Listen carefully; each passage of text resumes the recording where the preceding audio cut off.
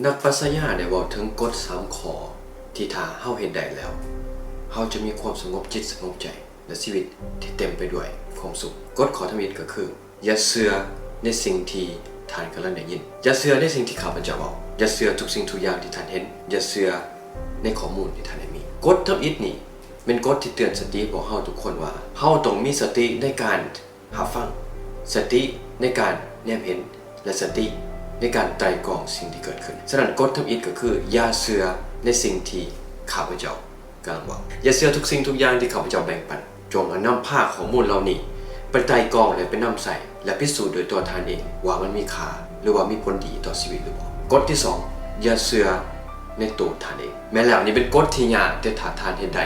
ชีวิตจะมีความสุขคำว่าบ่เชื่อในตัวท่านเองหมายความว่าหยังหลายคนคิดว่าเฮาอยู่ในช่วงเวลาที่เฮาต้องมีความเชื่อมั่นในตัวเอง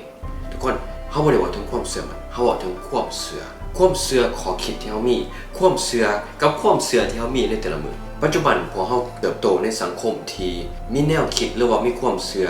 ที่กำลังเอามาอยู่ในหัวเฮาโดยที่เฮาบ่รู้ตัวข้อมูลที่เฮาอ่านวิดีโอที่เฮาเบิ่งหรือว่าสิ่งที่สังคมได้แบ่งปันให้พวกเฮา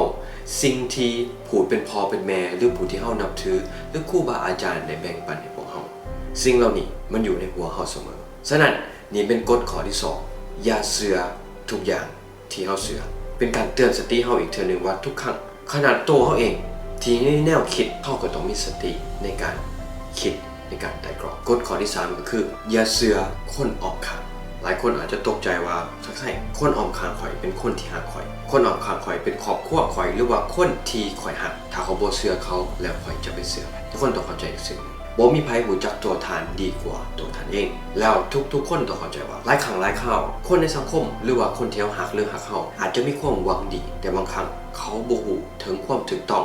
สำหรับตัวเฮาเสมอไปฉะนั้นแล้วข้อกฎที่3คืออย่าเชื่อทุกสิ่งทุกอย่างที่คนออกข้างเฮาได้บอกเฮาให้เชื่อฉะนั้นทวนคืนทุกท่านอย่าเชื่อในสิ่งที่ข้าพเจ้าบอกอย่าเชื่อในสิ่งที่ท่านคิดแล้วกฎที่3อย่าเชื่อทุกสิ่งทุกอย่างที่คนออกข้างได้บอกท่านข้าพเจ้าสักใส่แสงรุ่นขอให้ทุกคนมีความสุขที่สำคัญที่สุดขอให้ทุกคนมีความกล้าที่จะไตร่ตรองความเชื่อ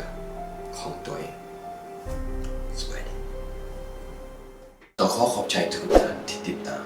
ข้าพเจ้ากับทีมงานได้เห็นวิดีโอเหล่านี้ขึ้นมาไม่มีจุดประสงค์เดียวเพื่อแบ่งปันความรู้และให้คุณค่าในนามห้องประธานของบริษัทต่างเจริญข้าพเจ้าก็หวังอย่างยิ่งว่ามื้อนึงท่านอาจจะอยากเข้าร่วมที่เซลล์กรุ๊ปของพวกเราในนามภายนอกพนักงานสำหรับท่านใดที่เป็นเจ้าของธุรกิจก็หวังว่ามื้อนึงเราจะมีโอกาสได้ร่วมเวียกพาร์ทเนอร์หรือว่าเป็นคู่ค้าทางด้านธุรกิจ